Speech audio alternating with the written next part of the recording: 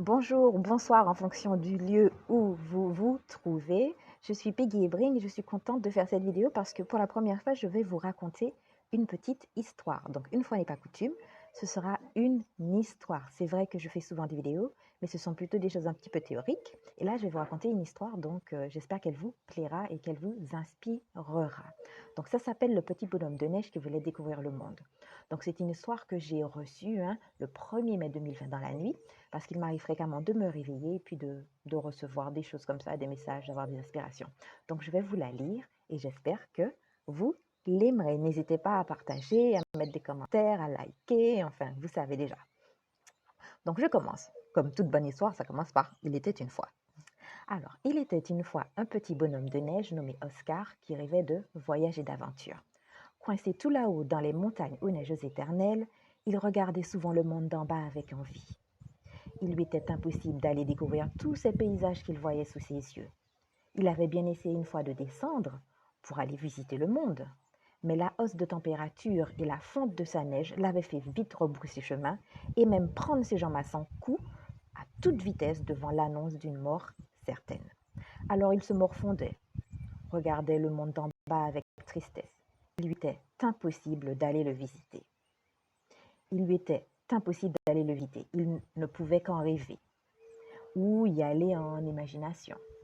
Une fois réveillé de ses doux rêves, il était alors plongé dans une tristesse incommensurable et un profond sentiment d'injustice. Pourquoi n'était-il pas comme les oiseaux qu'il voyait piailler gaiement et voler? Pourquoi ne pouvait-il pas, justement comme ces oiseaux, visiter le monde, être libre? Quelle triste infamie avait fait de lui un bonhomme de neige? Ce n'était vraiment pas juste. La vie était vraiment mal faite selon lui. Il soupira de lassitude et d'impuissance.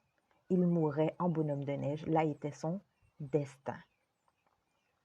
Donc, mais un jour, vint un grand sage excentrique et un peu fou. Tel un savant fou bourré de gogo gadgets, le sage à barbe blanche lui apparut dans une montgolfière à moteur à réaction. Il s'approcha de lui, étonné de le voir triste, la tête baissée. Et il lui dit « Bonjour, que t'arrive-t-il, petit bonhomme de neige?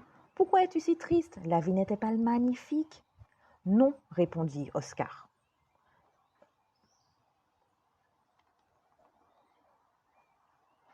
Alors non, répondit Oscar, tristement.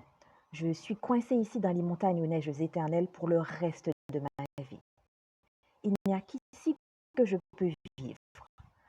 Ah, je vois, répondit le sage. Donc tu voudrais descendre, voyager et découvrir le monde. Oui, répondit Oscar tristement. Eh bien, descends. Qu'est-ce que tu risques? Je ne peux pas. Je vais fondre au soleil et mourir. Je disparaîtrai, répondit Oscar. Pourquoi cela est-il un problème? Non, mais tu es fou, toi. Je veux mourir. Mais en même temps, la vie vaut vraiment la peine d'être vécue si c'est vrai ainsi, demanda le sage. Toujours triste, la mine déconfite, toujours en train de pleurer, demanda le sage justement, un brin sarcastique. Vous m'ennuyez. Je ne suis pas suicidaire quand même, répondit Oscar. Mais qui parle de mort? La mort n'existe pas. Rien ne meurt, tout se transforme. Oscar le regarda avec un air circonspect, puis ajouta. Vous n'auriez pas un moyen de me faire voyager? Je vois que vous avez beaucoup d'engins magnifiques dans votre vaisseau.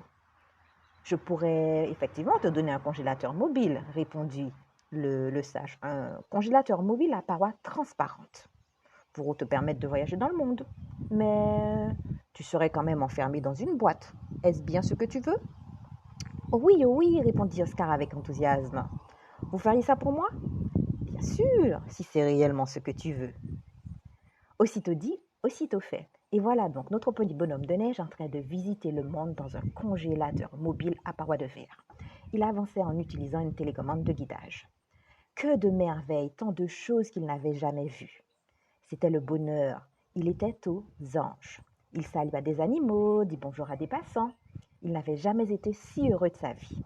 Avide de découvertes, il voyagea dans plusieurs contrées. Mais au bout de 2 semaines, à sa grande surprise, une tristesse qu'il connaissait bien commença à pointer le bout de son nez. Il aurait voulu toucher, goûter, serrer la patte des animaux. Il se sentait enfermé dans une prison de verre, incapable d'expérimenter pleinement la vie. Il appela donc de nouveau le sage grâce à son téléphone intégré. Le sage savant fou lui demanda gaiement: Alors, comment se passe ton voyage? Magnifique, n'est-ce pas? Pas vraiment, répondit Oscar. Je suis coincé dans cette boîte et je ne peux pas goûter ni toucher au monde. Aurais-tu un gadget pour m'aider? Aurais-tu une solution? Oscar, voyons, dit le sage, mais tu n'as pas besoin d'un nouveau gadget. Il faut juste accepter de mourir à la forme. Tu ne meurs pas vraiment, tu ne meurs qu'à la forme. Je ne comprends pas ce que tu dis, répondit Oscar agacé. Donne-moi simplement un autre gadget. Ton vaisseau en est plein, tu n'en as pas besoin, protesta Oscar irrité. Quoi que je te donne, tu ne seras jamais satisfait. Il y aura toujours quelque chose qui manque. C'est peut-être vrai, mais laisse-moi quand même essayer, répondit Oscar. Aussitôt dit, aussitôt fait. Mais il ne fallut pas longtemps pour que le petit bonhomme de neige se rende compte que le sage avait raison. Après avoir essayé 3 différents gadgets, il manquait toujours quelque chose. Il soupira de dépit. Cruelle défaite. Il allait devoir renoncer à sa quête.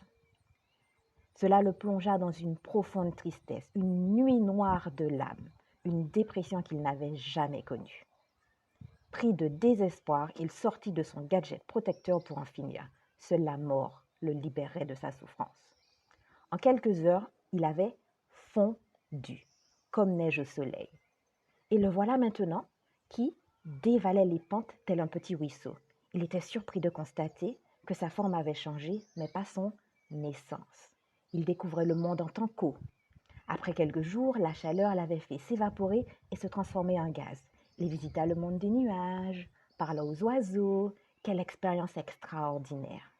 Il était intégré au cycle de la vie. Il était la vie.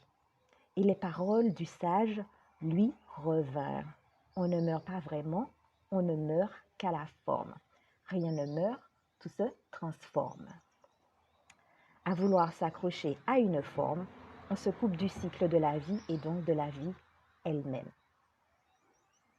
Acceptez de mourir à qui vous croyez être pour vous ouvrir à la magie de la vie. La forme n'est pas la vie est multiples formes. Fin du conte à 1h11 du matin quand j'ai fini d'écrire ce petit conte. Donc j'espère qu'il vous aura plu, qu'il vous aura fait réfléchir et qu'il vous aura un petit peu diverti.